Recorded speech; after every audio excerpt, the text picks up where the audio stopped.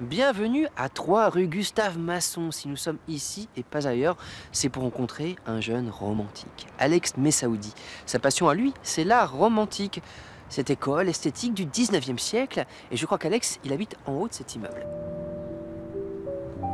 Attendez, mon jaloux, laisse mon être en paix. Enlève de mon cœur tes griffes vénéneuses, car mon sang, saturé par des pulsions haineuses, fait passer à mes yeux l'innocent pour suspect. Je ne suis pas la jalousie, mais la raison et le plein gré. Jamais un homme dans le vrai de sa pensée ne se soucie. Ta voix n'est pas mienne, je ne reconnais rien dans ce discours pervers de mes claires idées. Les tiennes, vil démon, sont toutes présidées par le faux, par le vice et jamais par le bien. Bonjour Alex. Bonjour. Quel est ce démon dont vous parlez dans ce poème? Est-ce que c'est votre amour pour le romantisme? Ce démon, dans le poème, c'est un mal intérieur, une sorte de seconde voix qui contredit la raison. On en fait des choses folles quand on a 20 ans. Alex Messaoudi écrit des poèmes et compose des études pour piano. À l'heure de la musique par ordinateur et des rappeurs millionnaires, Alex suit une esthétique anachronique, le romantisme, un courant artistique apparu en Europe à la fin du XVIIIe siècle. On dit que c'est une musique qui est réservée seulement à un certain public averti, qu'il faut un bagage culturel pour la comprendre. Moi je pense que tout ça c'est faux. La musique classique peut s'apprécier comme n'importe quelle musique. Il n'y a pas besoin d'une initiation ou quelque chose comme ça. Quand il y a un morceau qui nous prend à cœur, vraiment, ensuite on a envie d'explorer, d'écouter plus. Alex a beaucoup écouté et beaucoup lu dans sa chambre. Maintenant, il veut transmettre sa sensibilité esthétique au plus grand nombre. Pour cela, il a conçu une revue mensuelle, le Nouveau Millénaire.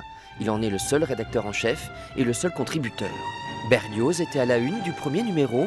Dans les suivants, ce sont des artistes moins connus qui sont au sommaire. J'essaie également de faire connaître des poètes et des écrivains francophones, pas seulement français, parce qu'on peut partager la même langue, mais pas forcément la même culture.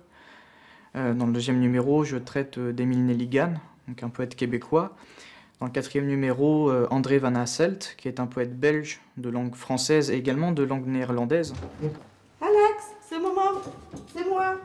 Avec toute cette culture, on pourrait croire Alex sorti d'une grande famille bourgeoise. Pas du tout. Il vit simplement avec sa mère, qui est aide ménagère. Ça va? T'as passé une bonne journée? Vous êtes admiratif de votre fils? Ah oui, très.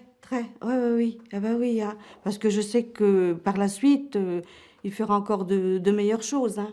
Ça, tout lui vient comme ça et puis ça sera toujours. Hein. Il passe beaucoup de temps dans sa chambre à lire. Ah, tout le temps. Toujours, oui, tout le temps. Et est-ce qu'il essaie des fois de vous conseiller à vous de lire un de ses livres? Oui, bien sûr. Oui. Mais bon, pour le moment, moi, j'ai pas... J'en ai lu un petit peu, c'est vrai, mais pas tant que ça.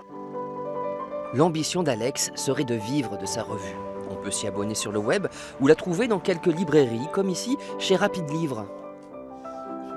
Quand il arrive avec sa revue, ça a été une très bonne surprise parce que c'est une belle revue, c'est bien écrit, n'est-ce pas? Et c'est très intéressant. À chaque fois, je présente des petites initiatives troyennes. Ça peut être des sujets divers, des films qui parlent de musique, de compositeurs, d'écrivains. Là, dans le numéro 5, je pense que je vais parler du film La Symphonie Fantastique de Berlioz, tu sais, avec Jean-Louis Barrault. Qu'est-ce qui vous plaît chez lui? Sa curiosité en tout. On fait même des échanges de recettes de cuisine avec Alex. Ah ouais? C'est pour ça qu'il y a eu un truc sur les orties.